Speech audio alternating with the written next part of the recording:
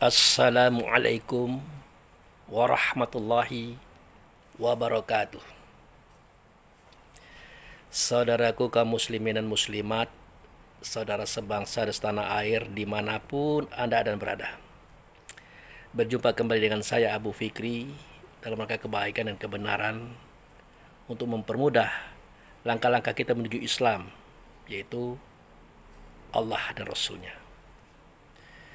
Pada sore hari ini saya nak menyampaikan sesuatu yang mungkin bermanfaat dalam membentuk pola pikir dan pola rasa di batin kita, yaitu bahwa Al-Quran, hadis, qiyas, ijma' mujtahidin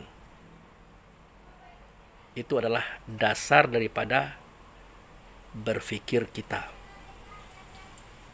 Begitu juga buku-buku yang ditulis merupakan karya daripada mursyid, kiai dan guru kita. Itu adalah dasar berfikir kita.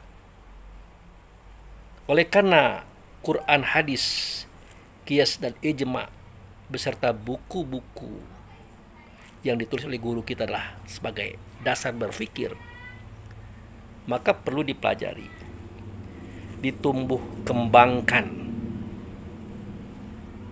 supaya dapat kita amalkan dengan baik dan benar sesuai dengan kapasitas akal fikir kita, kemampuan kita. Begitu.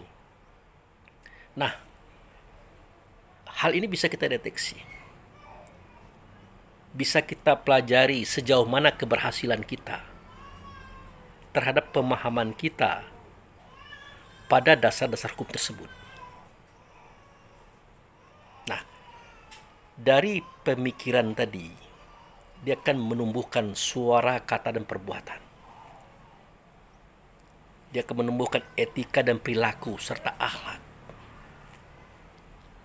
Pertama, bagaimanakah akhlak seseorang itu terhadap Allah dalam segala hal.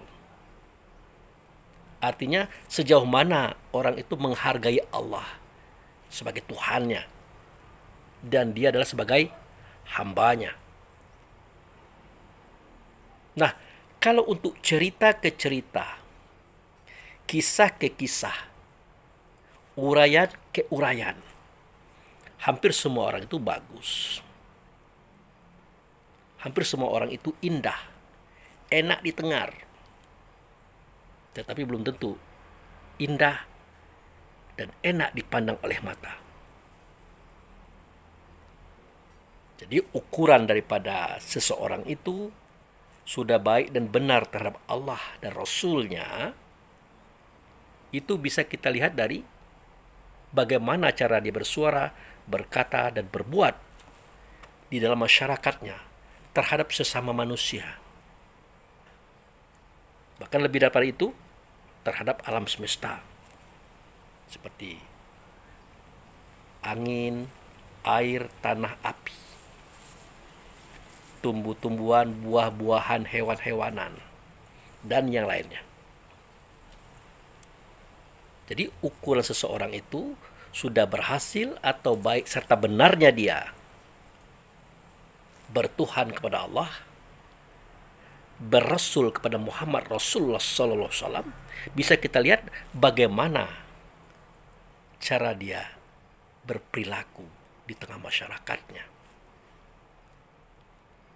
Nah, itu ukurnya itu. Nah, dari sini pula kita akan tahu bagaimana kadar kemampuan dia memahami dasar hukum beramaliyah tadi.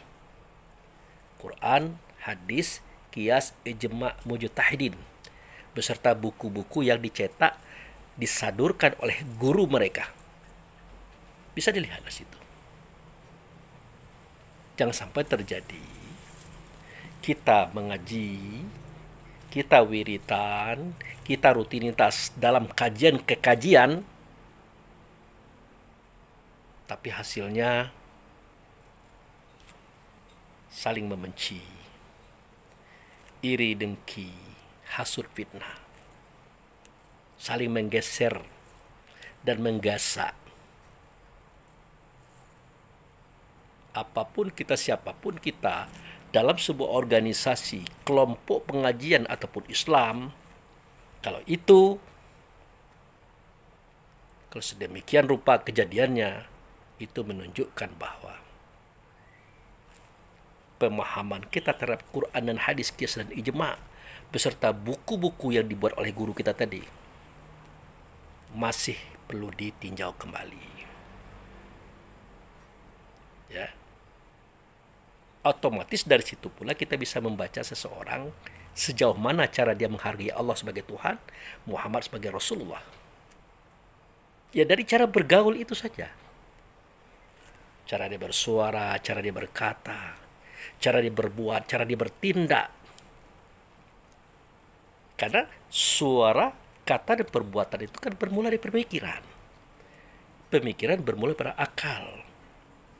Akal itulah yang perlu dibubuhi dengan Quran, hadis, qiyas, dan ijma' beserta buku-buku tadi. Kalau di satu kelompok pengajian, ya maaf tidak saya sebutkan namanya, rukun sembahyang 13 itu. Di dalamnya terdapat rukun sembahyang 13, sifat 20, halal muslim. Itu dasar pemikiran itu. Makanya saya lebih cenderung menumbuh kembangkan dia itu, menguraikan dia itu,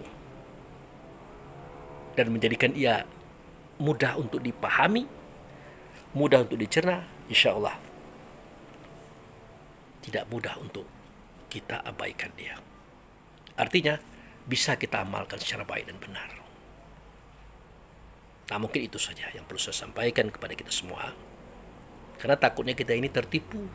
Kita belajar terus, mengaji terus, mengkaji terus, tapi hasilnya belum sebegitu maksimal. Oke, demikian, terima kasih. Wabillahi taufiq wal hidayah. Assalamualaikum warahmatullahi wabarakatuh.